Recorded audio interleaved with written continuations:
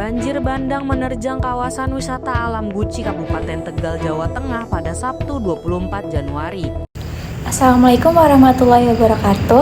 Perkenalkan, nama saya Didan Latifah dari jurusan Kesehatan Lingkungan, Prodi Sanitasi, Program Diploma 3. Di sini saya akan menjelaskan tentang bencana banjir di Kota Tegal, Jawa Tengah. Pada 24 Januari 2026, kawasan wisata Guci yang berada di Kabupaten Tegal, Jawa Tengah kembali terdampak bencana banjir bandang.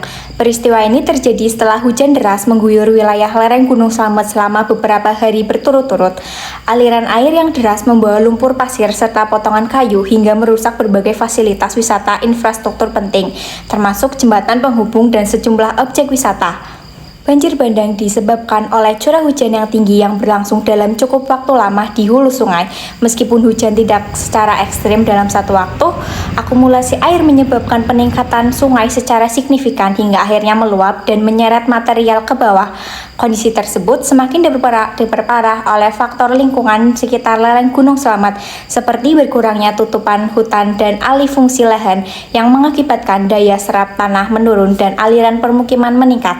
Situasi ini menjadikan kawasan wisata Guci sangat rentan terhadap banjir bandang, terutama hujan turun dalam durasi panjang.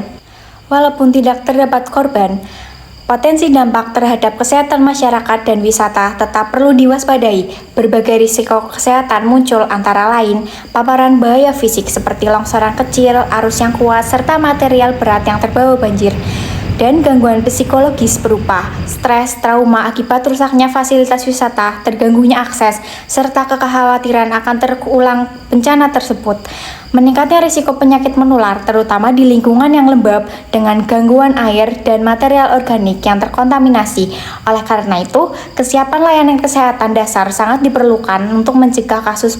Masyarakat setempat bergantung pada sektor pariwisata, seperti pedagang dan pekerja di kawasan Guci berada dalam kondisi yang cukup rentan terhadap dampak bencana ini. Kerusakan pada berbagai fasilitas wisata, termasuk 3 jembatan utama, area pemandian, menyebabkan terhentinya aktivitas ekonomi sementara waktu.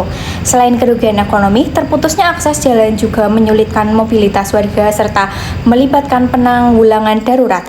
Lingkungan yang rawan terhadap aliran lumpur dan material berat saat hujan turun meningkat resiko warga tinggal atau bekerja di sekitar aliran sungai dan dataran rendah di kawasan tersebut. Setelah terjadinya banjir bandang, berbagai langkah penanganan dilakukan oleh pemerintah bersama relawan dan masyarakat. Di antaranya, penetapan status tanggap darurat. Pemerintah Kabupaten Tegal menerapkan status tanggap darurat selama 14 hari untuk mempermudah koordinasi penanganan awal terhadap kerusakan fisik dan bencana alam.